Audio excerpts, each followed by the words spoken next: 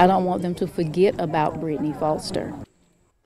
An upstate mother is fighting for her daughter 3 years after her death. A vigil in Duncan tonight honored the memory of Brittany Foster while loved ones called for justice.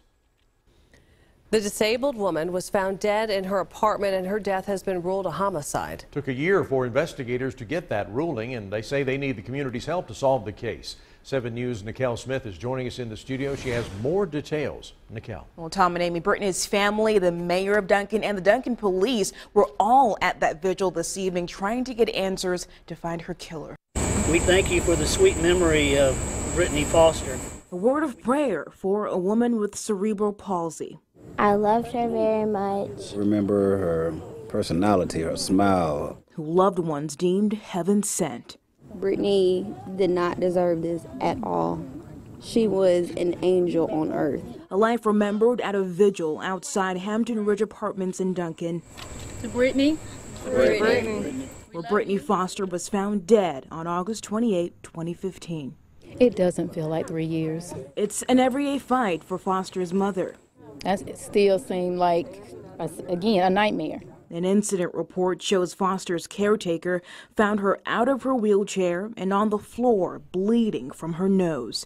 Foster's death was ruled a homicide a year after it happened, with the coroner saying she was strangled. We just got a late start into an investigation. Duncan Police Chief Carl Long says different investigators followed a lot of leads over the years. It's a bit frustrating. He's asking the community for help. Maybe somebody who was living there at the time heard something or saw something. A tip that could help this grieving family find answers.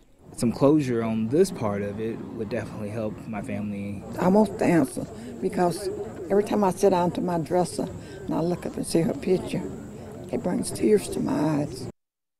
So tough for that family, and they're asking anyone with information to call Duncan Police or Crime Stoppers. Remember, you can get a reward for information leading to an arrest, Tom. Nicole, 3 years of trying to solve this case. What has made it so difficult? We talked with the police chief again today, and he says some of the challenges are that the time frame that it happened, from when it happened to when it was ruled a homicide, was a challenge.